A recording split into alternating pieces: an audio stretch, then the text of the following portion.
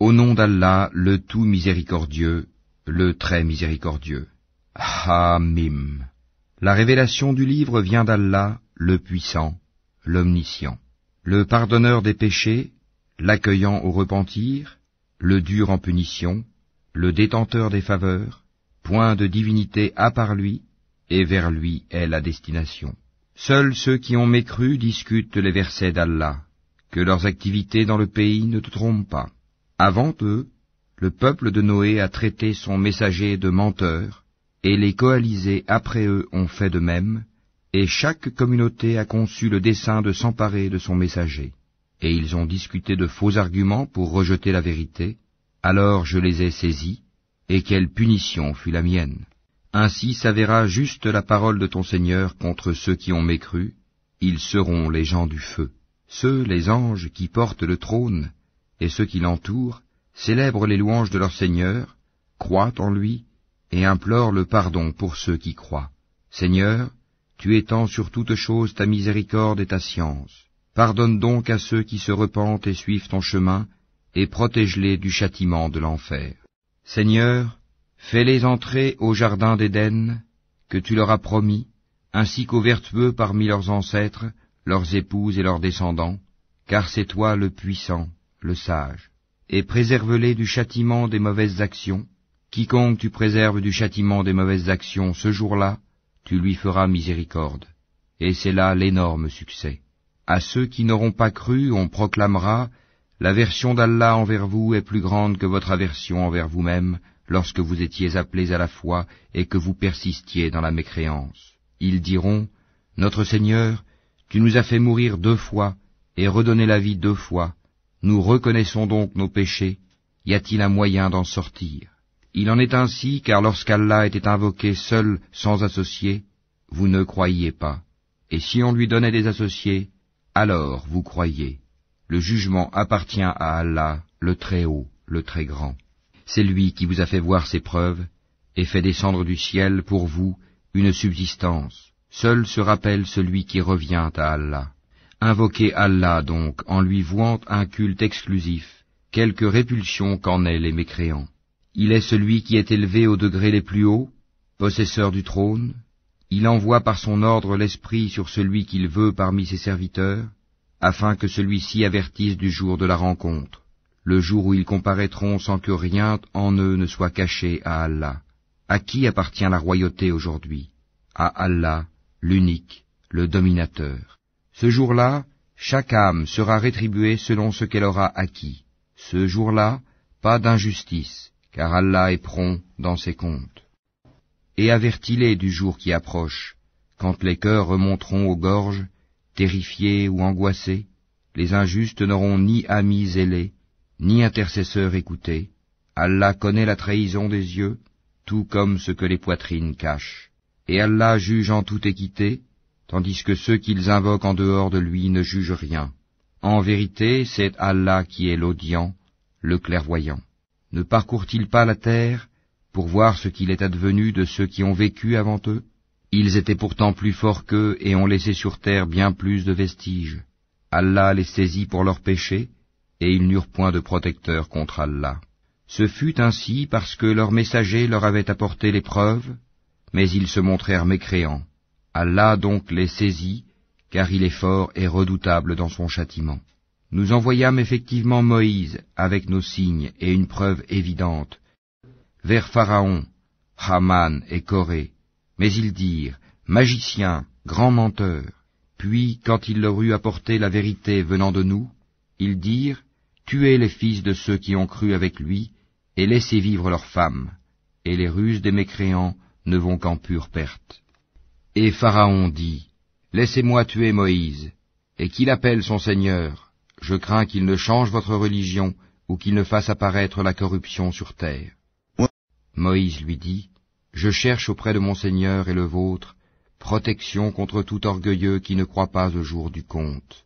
Et un homme croyant de la famille de Pharaon, qui dissimulait sa foi, dit, tuez-vous un homme parce qu'il dit mon Seigneur est Allah, alors qu'il est venu à vous avec les preuves évidentes de la part de votre Seigneur? S'il est menteur, son mensonge sera à son détriment, tandis que s'il est véridique, alors une partie de ceux dont il vous menace tombera sur vous. Certes, Allah ne guide pas celui qui est outrancier et imposteur. Ô mon peuple triomphant sur la terre, vous avez la royauté aujourd'hui, mais qui nous secourra de la rigueur d'Allah si elle nous vient? Pharaon dit, je ne vous indique que ce que je considère bon, je ne vous guide qu'au sentier de la droiture.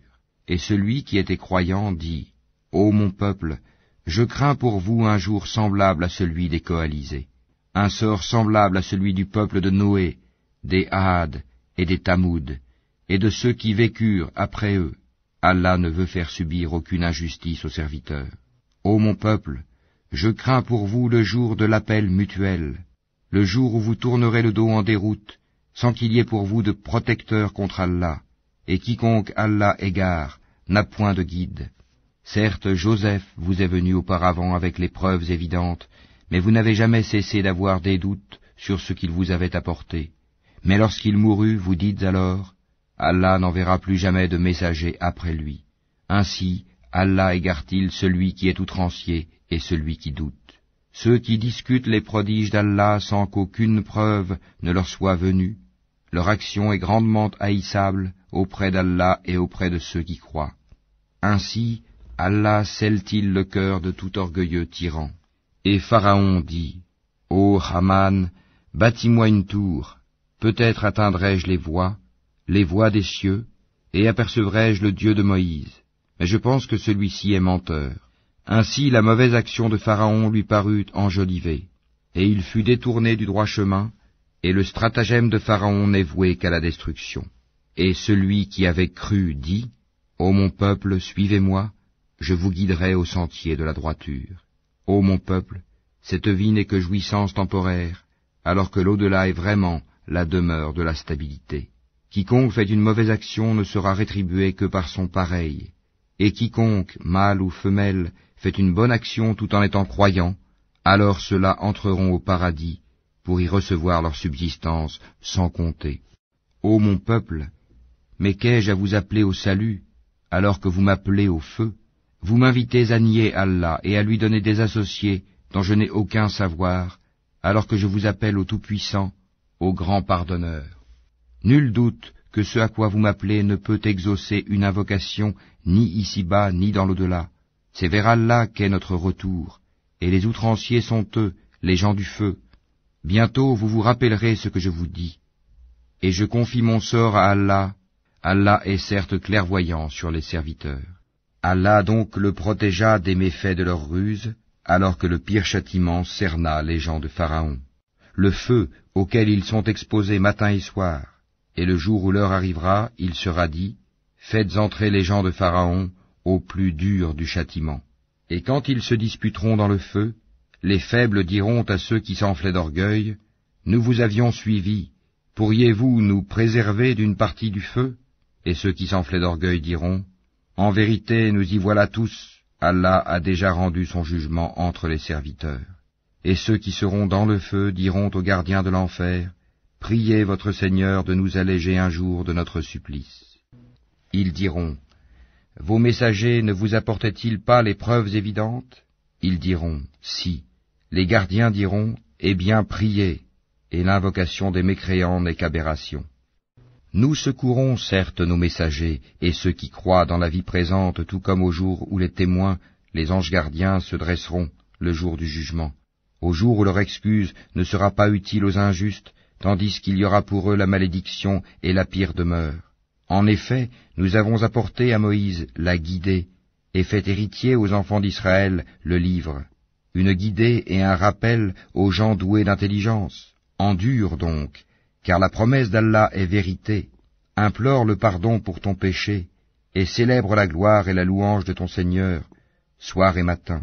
Ceux qui discutent sur les versets d'Allah sans qu'aucune preuve ne leur soit venue, n'ont dans leur poitrine qu'orgueil. Ils n'atteindront pas leur but. Implore donc la protection d'Allah, car c'est lui l'audient, le clairvoyant. La création des cieux et de la terre est quelque chose de plus grand que la création des gens. Mais la plupart des gens ne savent pas.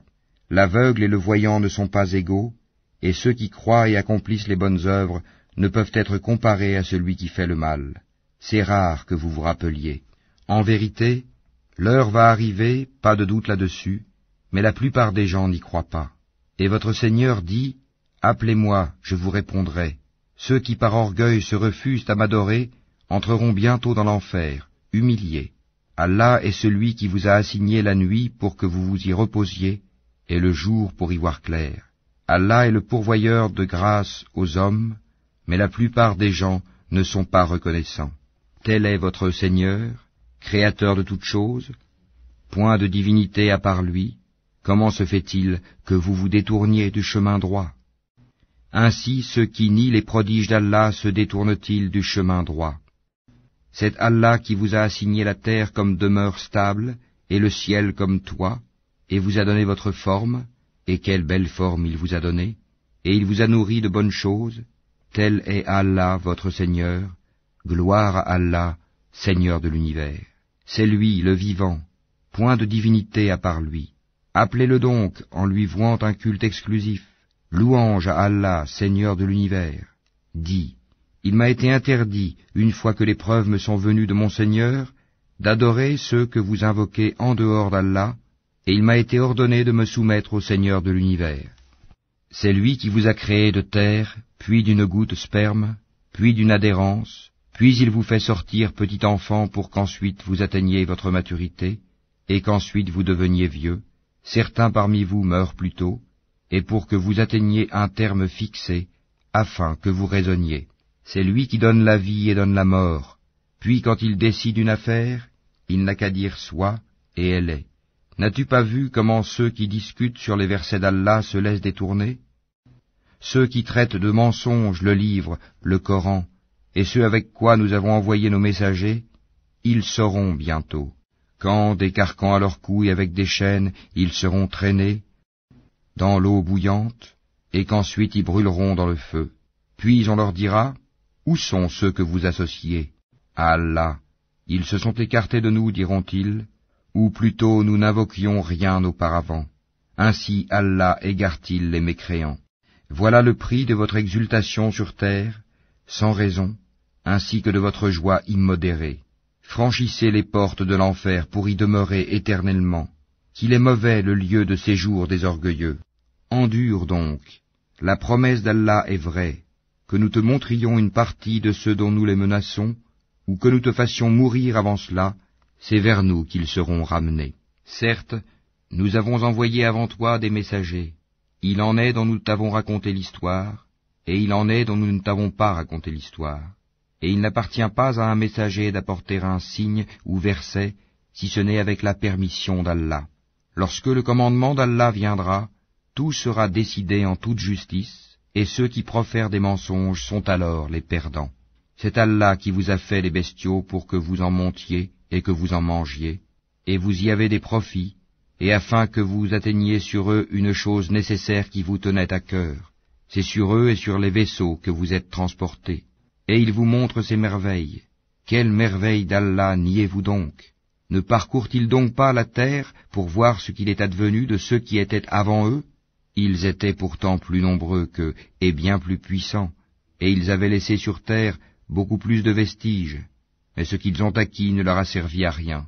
Lorsque leurs messagers leur apportaient les preuves évidentes, ils exultaient des connaissances qu'ils avaient, et ceux dont ils se moquaient les enveloppa. Puis, quand ils virent notre rigueur, ils dirent, « Nous croyons en Allah seul, et nous renions ce que nous lui donnions comme associés. » Mais leur croyance, au moment où ils eurent constaté notre rigueur, ne leur profita point. Telle est la règle d'Allah envers ses serviteurs dans le passé, et c'est là que les mécréants se trouvèrent perdants.